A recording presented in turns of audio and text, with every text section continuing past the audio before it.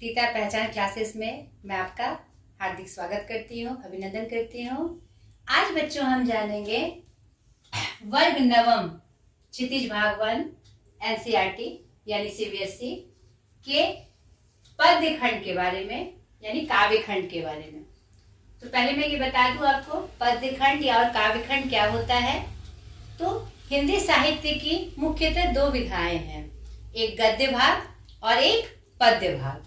तो पद्य भाग का मतलब होता है, काव्य खंड का मतलब होता है कविता के माध्यम से, दोहा, श्लोक आदि के माध्यम से चर्चा करना, साहित्य की विधा। ठीक है, तो ये आज पार्ट 1 में हम देखेंगे कबीर की साखियां एवं शबद। ठीक है, तो ये हमारा विषय है। आज पहले प्रथम भाग में साखियां की चर्चा करेंगे। उस संदर्भ में हम जानेंगे अभी कबीर दास जी का जीवन परिचय, उनका जन्म स्थान एवं मृत्यु, उनकी शिक्षा एवं मुख्य रचनाएं, पूरे पाठ का परिचय जानेंगे हम और अंत में जानेंगे पाठ का मुख्य भाव, शिक्षा। यानी कोई भी पाठ जब हमारी पाठ्य पुस्तक में होता है बच्चों, तो वो हमें कोई ना कोई शिक्षा देती है, एक महत्वपूर्ण शिक्षा देती है। तो इस कबीर की साखियां एवं शबद हमारे पाठ में जो प्रस्तुत है, उससे हमें क्या शिक्षा मिलती है, उसकी भी चर्चा हम अंत में करेंगे। तो पहले कबीर दास जी का साधारण परिचय हम जान लें। कबीर दास जी संत परंपरा के एक महान आध्यात्मिक संत कवि हैं, जिनका जन्म 1440 ईस्वी में हुआ। कहां पर हुआ? लहरतक, काशी, उत्तर प्रदेश में।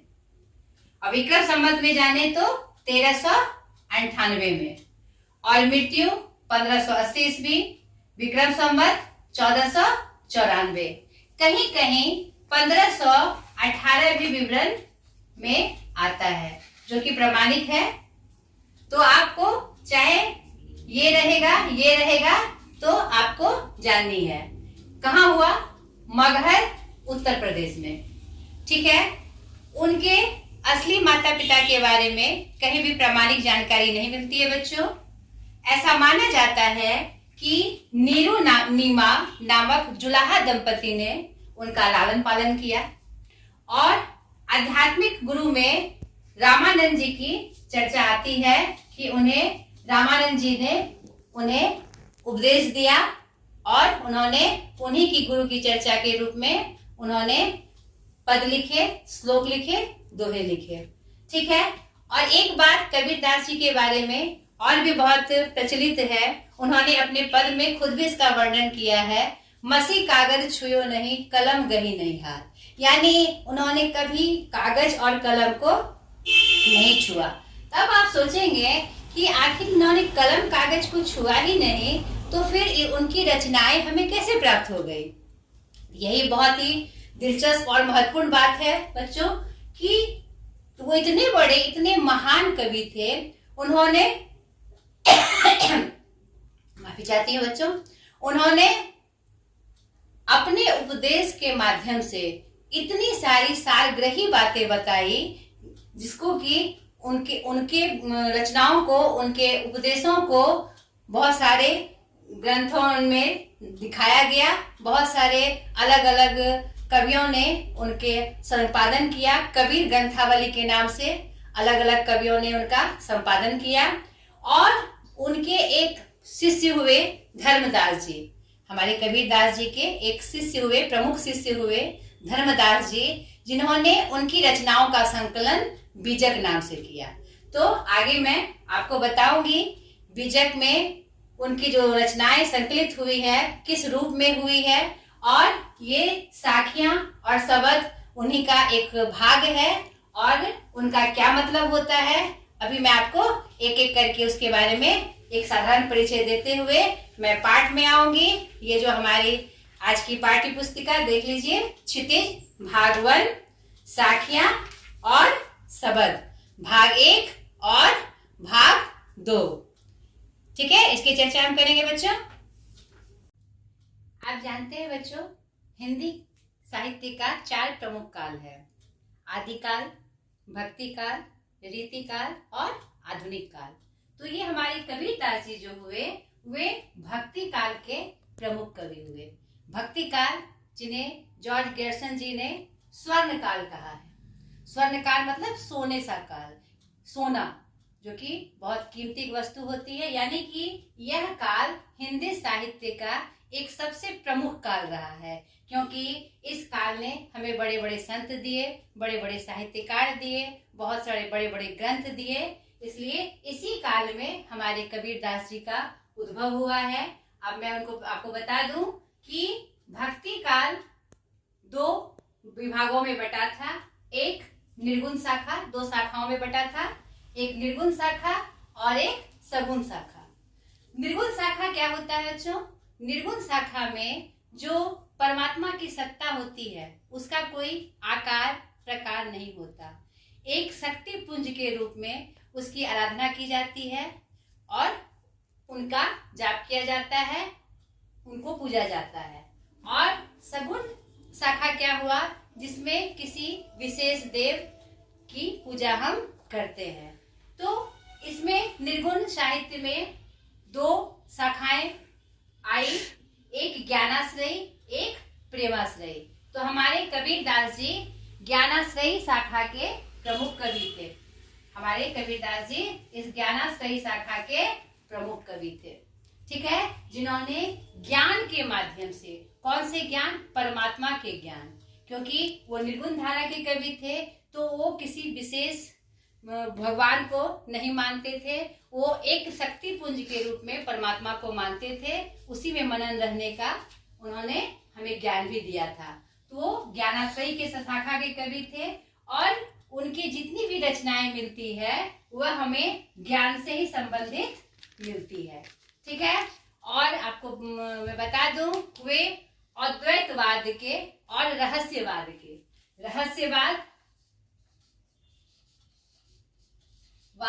और अद्वैतवाद के समर्थक थे। तो पहले मैं आपको बता दूं अद्वैतवाद और रहस्यवाद क्या होता है। अद्वैतवाद का परिभाषा यहाँ पर लिखी हुई है।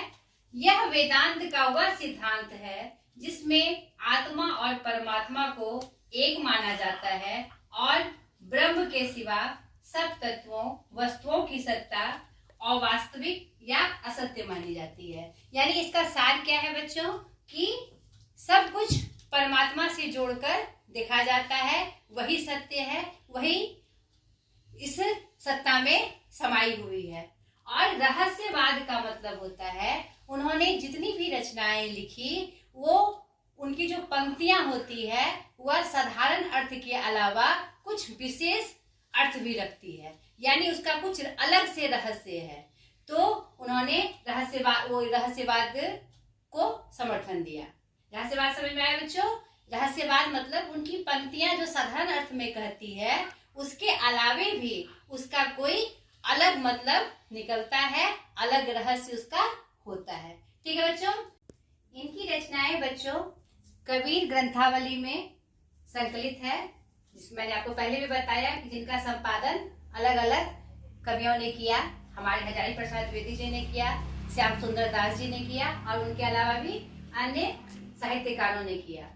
इनकी कुछ रचनाएं गुरु ग्रंथ साहिब में भी संकलित है, जो सिखों का एक धर्म ग्रंथ है। लेकिन मुख्य रूप से इनकी जो रचनाएं हैं बीजक नाम से, किस नाम से बच्चों? बीजक नाम से उनके एक प्रमुख शिष्य धर्मदास जी ने 1464 ईस्वी में संकलन कराया, जो कि प्रमुख रूप से प्रामाणिक मानी जाती है। और उन्हीं के बारे में हम पाठ्य पुस्तक में मुख्यतः पढ़ते हैं। बीजक में साखियां, शबद और रमैनी एक रूप में संकलित है, जो कि हमारे पाठ्य पुस्तक में भी आज उसी की चर्चा होगी। अब मैं आपको बता दूं साखियां क्या होती है, शबद क्या होती है और रमैनी क्या होती है। हमारे पाठ्य पुस्तक में साखी और शबद की चर्चा की गई है। तो ये हमारे भक्ति काल के कवि थे और आपको पता है कि उस समय तक हमारी जो हिंदी है आधुनिक रूप में नहीं आई थी। उनकी भाषा को पंचमेल भाषा, पंचमेल खिचड़ी और साधुकड़ी भाषा, हाँ, वाणी का डिक्टेटर भी कहा गया। उनको हजारी प्रसाद द्विवेदी जी ने, आपको मैं बता दूं, वाणी का डिक्टेटर कहा है। और उनकी भाषा को हमारे हजारी प्रसाद, ये श्याम सुंदर दास जी ने क्या कहा है? पंचमेल खिचड़ी, ठीक है। और हमारे रामचंद्र शुक्ल जी ने उनकी भाषा को क्या कहा है? साधुकड़ी भाषा। यानी कि वो संत थे, साधु संतों के साथ वो उठते बैठते थे, तो उनकी भाषा लोकाचार की भाषा थी। उस समय संतों की जो भाषाएं प्रचलित थी, उसी भाषा में उन्होंने उनका प्रचार किया, उसी भाषा में उसने दोहे लिखे, ठीक है। उनकी भाषा को मुख्यतः क्या कहा जाता है? साधुकड़ी भाषा, यानी साधु संतों की भाषा, ठीक है। तो साखियां का मतलब है दोहा। दोहा छंद में उन्होंने साखियां का वर्णन किया, जिनका संकलन उनके शिष्य धर्मदास जी ने किया। साखियों में आखिर क्या वर्णन है? परम सत्य, जो उन्होंने परम सत्ता को जो प्रमुख बताया है कि परमात्मा ही सर्वोपरि है, उसकी चर्चा की गई है साखियों में। उनको लगातार याद करने की बात कही गई है, हमेशा उनका गुणगान करने की बात कही गई है। शब्द जो है, इसका तात्पर्य है पद या श्लोक, यानी श्लोक के माध्यम से उन्होंने ज्ञान की शिक्षा दी है। वो ज्ञानाश्रयी शाखा के कवि थे, तो हमेशा उन्होंने ज्ञान के महत्व को उजागर किया, ज्ञान के माध्यम से ही, और उसका मुख्य सार किससे जोड़ा? परमात्मा से। उसकी चर्चा उन्होंने पद और श्लोक के माध्यम से की है। और रमैनी, रमैनी का तात्पर्य होता है राम में रमन करना। तो ये राम कौन? अयोध्यावासी राम नहीं, वो निर्गुण धारा के कवि थे, तो उन्होंने अपने परमात्मा को एक नाम दिया राम। अयोध्या के राम नहीं, उन्होंने राम के नाम से वह उनका गुणगान करते थे। और रमैनी में उनकी आपको 353 साखियां प्रमाणिक उपलब्ध है और 84 रमैनी। उसमें उन्होंने लगातार राम में रमन करने की चर्चा की है कि उसी में उनको, हम लोग को रमन करना चाहिए, हमेशा उनको याद करना चाहिए, तभी हमें मुक्ति मिल सकती है। उन्हीं के माध्यम से तभी हम प्राणियों को मुक्ति मिल सकती है और हमें सही ज्ञान की प्राप्ति हो सकती है। तो इसकी चर्चा उन्होंने की है। तो इसी का संकलन उनके शिष्य धर्मदास जी ने किया। तो हमारी पाठ्य पुस्तक में उनके साखियों का कुछ दोहे हैं, जिसका विवरण मैं बच्चों आपको एक एक करके बता रही हूँ। और बच्चों मैं आपको बता दूं, उन्होंने जो रमैनी की रचना की, दोहा और चौपाई खंड में की है, ठीक है। यहाँ पर एक बात जानकारी के लिए मैं आपको बता दूं, उन्होंने तो कभी कलम छुआ ही नहीं, और उन्होंने जो चौपाई छंद का जो नियम है, उनकी जो चौपाइयां है पूरे नियमबद्ध नहीं है, ये आपको पता होनी चाहिए। इस बात पे बहुत बार मतभेद भी होते हैं कि चौपाई के उन्होंने का जो नियम है उनका उन्होंने पालन नहीं किया। हाँ, उनकी भाषा साधुकड़ी भाषा थी, उन्होंने जो चौपाई लिखे उसमें चौपाई के नियमों का पालन नहीं हुआ है। तो इस बात का ज्ञान आपको होना चाहिए, ठीक है। अब मैं एक एक करके उनकी साखियों की चर्चा करूंगी जो आपके पाठ्य पुस्तक में है। मान सरोवर सुभर जल, हंसा केली कराही, मुक्ता फल मुक्ता चुगे, अब उड़ी अनंत न जाही। इसका क्या मतलब है बच्चों?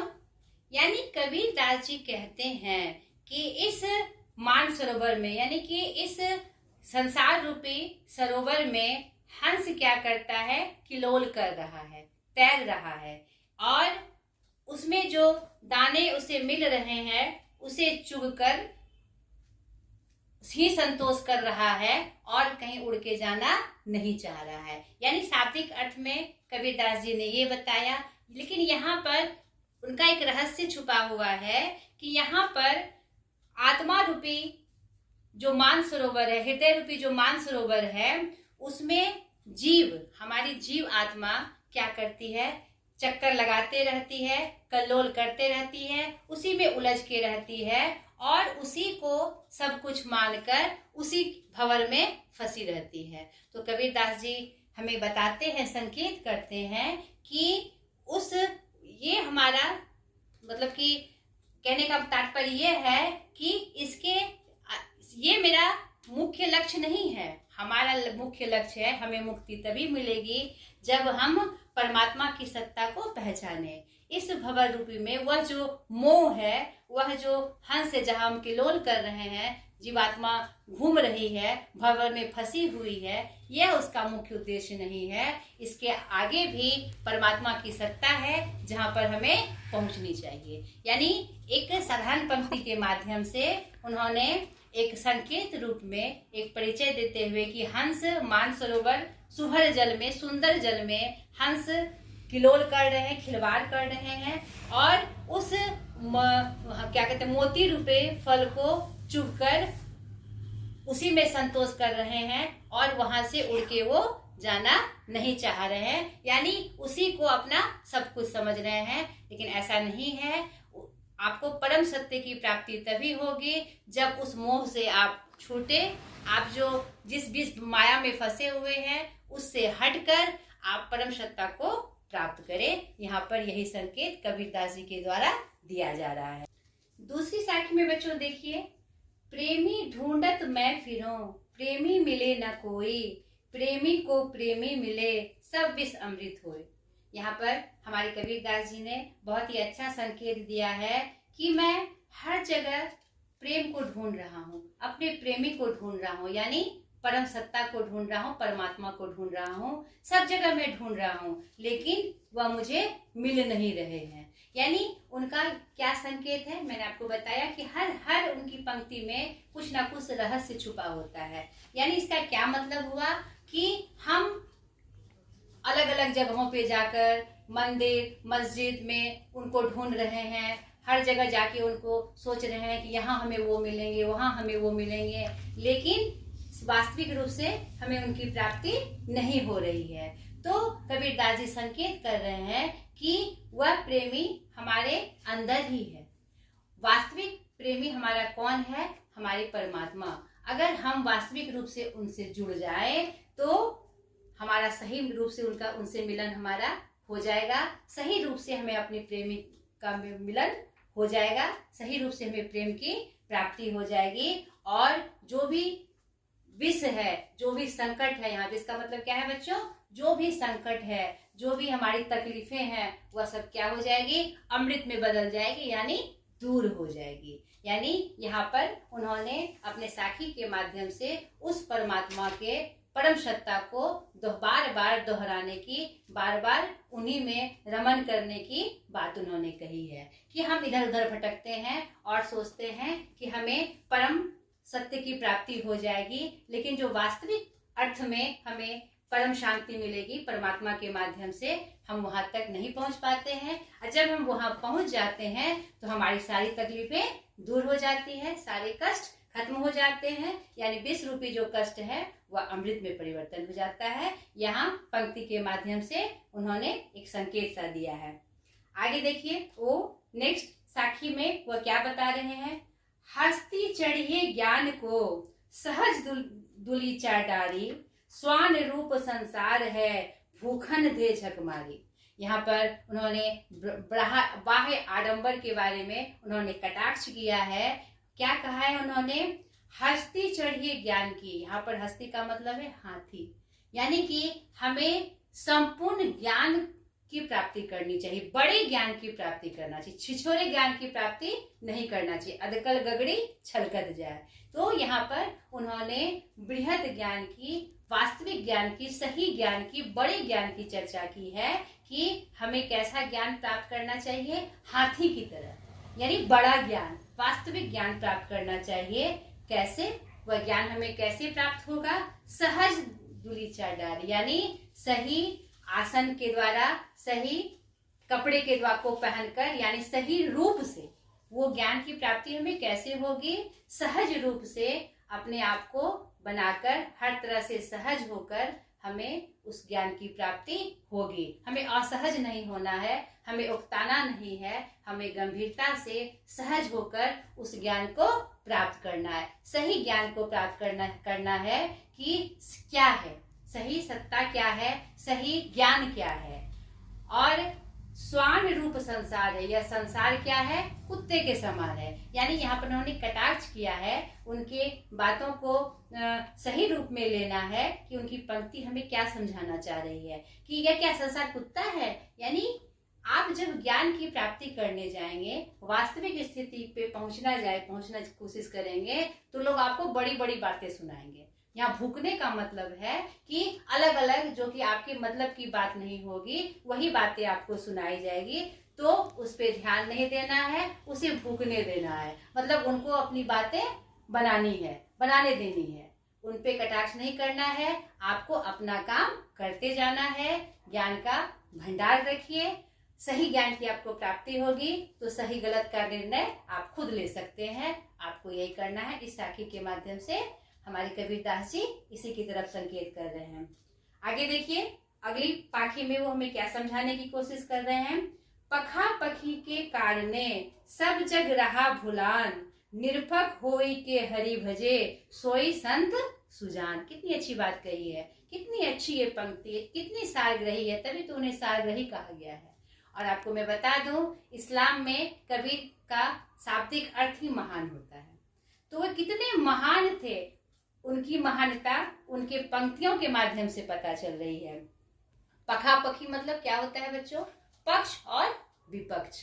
यानी कि हमेशा हम क्या करते हैं, दो पक्ष में बढ़ जाते हैं, ये सही, अगला कहता है ये सही, और हम उसी में उलझे रहते हैं और हम वास्तविक चीज पकड़ ही नहीं सकते। वही कह रहे हैं हमारे कबीरदास जी, पखा पखी के कारणे सब जग रहा भुलान।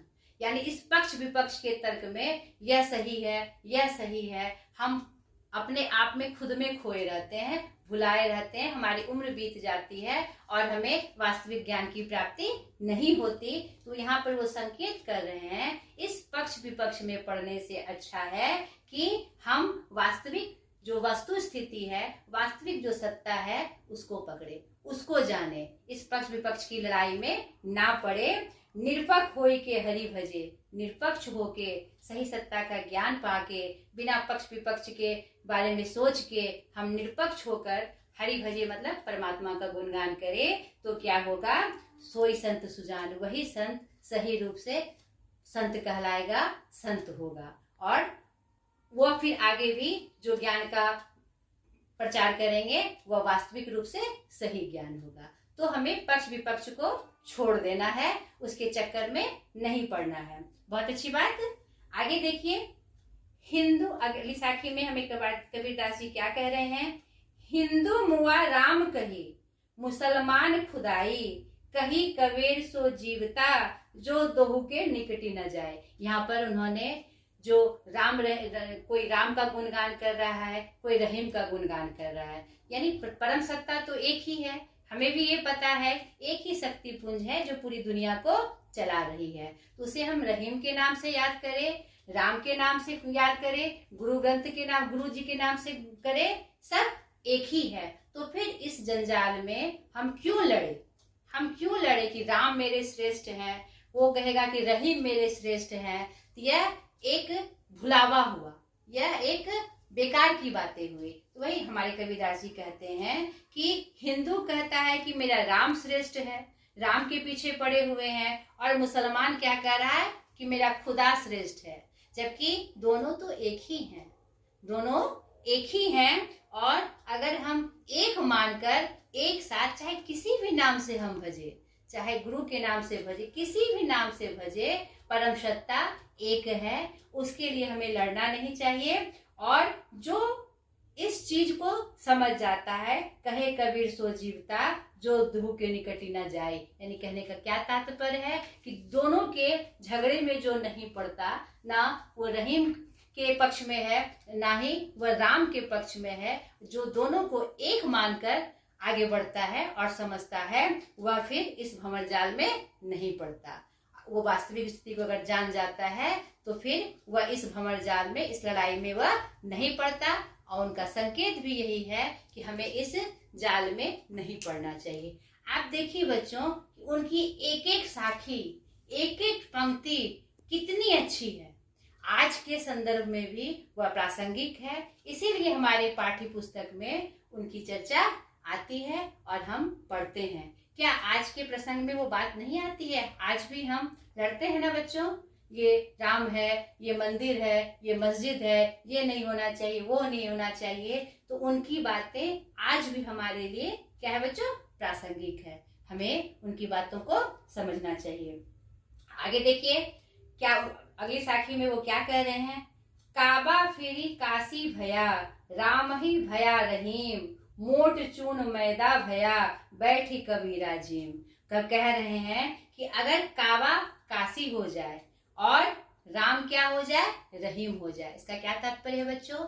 उनका सीधे अर्थ में वो नहीं, इनमें भी रहस्य छुपा हुआ है, क्योंकि उन्होंने जितने भी पद लिखे उनमें मुख्य बातें, एक साधारण बातें, उनके अंदर में एक मुख्य बातें छिपी रहती है कि काबा फिर काशी, यानी काबा और काशी अगर एक हो जाए, यानी क्या? इसका क्या मतलब? काबा और काशी एक जगह बनाया जाए? नहीं, यानी काबा वाले काशी को उतना ही महत्व दे और काशी वाले काबा को भी उतना ही महत्व दे, यानी दोनों एक ही समझे, दोनों अपने अपने को एक ही समझे, और राम रहीम को माने, रहीम राम को माने, यानी कि दोनों एक ही है, खाली नाम अलग अलग है, अलग अलग नाम से हम उसको भजते हो, लेकिन है वो एक ही। ऐसा अगर मान ले तो मोट चून मैदा भया, जो मोटा आटा है, चून यहाँ पर आटा किसका शाब्दिक करते हो? आटा है, कि वह क्या होगा?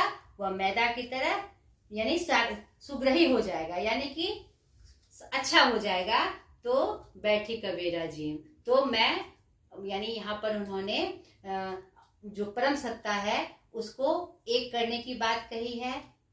एक ही बात कि परम सत्ता ही एक सर्वोपरि है, उसका कोई विशेष नाम लेकर हम आपस में नहीं झगड़ा करें। अगर ऐसा नहीं होगा तो कबीरदास जी उनका समर्थन करेंगे और उनके साथ वो खड़े होंगे, और जब तक वे दोनों अलग रह के इस आडंबर में पड़े रहेंगे तो कबीरदास जी यानी सच्चा भक्त, जो सच्चा संत है, उसका साथ नहीं देगा। अगर दोनों एक हो जाए और इस चीज को मान ले तो जो बड़े संत हैं, यहाँ कबीरदास जी ने अपने नाम से संबोधित करते हुए संकेत दिया है कि तब हर एक संत उनका समर्थन करेंगे। अंतिम साखी में देखिए कितनी अच्छी बात हमारे कबीरदास जी कहते हैं। ऊंचे कुल का जन्मिया, जे करनी ऊंच न होई, सुबरन कलश सुरा भरा, साधु निंदा होई। कितनी अच्छी बात कह रहे हैं, कितनी अच्छी, आज के समय के लिए कितनी प्रासंगिक है। ऊंचे कुल में सिर्फ जन्म लेने से क्या होगा? हम कहते हैं कि हम ब्राह्मण हैं, हम राजपूत हैं, लेकिन कर्म हम अगर गलत करें तो क्या हमारा ऊंचा कुल ऊंचा होगा? नहीं होगा। इसी पे उन्होंने संकेत देते हुए कहा है कि ऊंचे कुल का जन्मिया, जे करनी ऊंच न होई। हम ऊंचे कर्म कुल में जन्म ले लिए, लेकिन हम कर्म करे, गलत करे, गलत का प्रचार करे, गलत चीजों में साथ दे, तो क्या वो सही है? नहीं, हमारा कुल भी डूब जाता है और हमारी जो मानवता है वह भी खंडित हो जाती है। जैसे कि सुबरन कलश सुरा भरा, साधु निंदा हुई। ऐसी परिस्थिति में अगर हम सोने के कलश में शराब भर दे तो फिर उस सोने के कलश का क्या महत्व? कोई महत्व होगा बच्चों? बताइए। सोना जाना जाता है एक शुद्ध धातु के रूप में, अगर सोने के कलश में हम मदिरा पान करके अपने आप को समझे कि हम श्रेष्ठ हैं तो यह उचित नहीं है। अगर ऐसे बड़े लोग ऐसा करते हैं तो उनकी निंदा होती है, और ये निंदा होना सच बात है, उनकी निंदा होगी ही। आप बड़े कुल में, अच्छे कुल में होकर, अच्छे जगह पे होकर आप अगर गलत काम करेंगे तो आपकी निंदा ही होगी। तो हमें ऐसा काम नहीं करना है। यानी पूरे ये जो साखियां है, हर एक साखी में हमें यह संदेश मिलता है कि हमें अच्छा काम करना चाहिए, जो सही ज्ञान है उसको समझना चाहिए। झूठ मूठ की बातों में, झूठे आडंबर में पड़कर हमें अपने आप को श्रेष्ठ साबित नहीं करना है। सही ज्ञान का हमें साथ देना है और सही ज्ञान के बारे में समझकर हमें परम सत्ता का गुणगान करना है। उनकी साखियां परम सत्ता के लगातार गुणगान के लिए ही लिखी गई है। ठीक है बच्चों, आज के लिए इतना ही। अगली वीडियो में मैं इनके सबक की चर्चा करूंगी, ठीक है, और उसकी हिंदी अनुवाद के बारे में बताऊंगी और उनका मुख्य भाव क्या है, उनसे हमें क्या शिक्षा मिल रही है, यह भी चर्चा करूंगी। उसके बाद जो अभ्यास के प्रश्न है वह भी मैं चर्चा करूंगी। तब तक के लिए इतना ही। अगर आपको मेरा वीडियो पसंद आया हो, आप मुझे सब्सक्राइब करें, शेयर करें और मुझे सपोर्ट करें एक नई पहचान दिलाने के लिए। ठीक है बच्चों, बाय।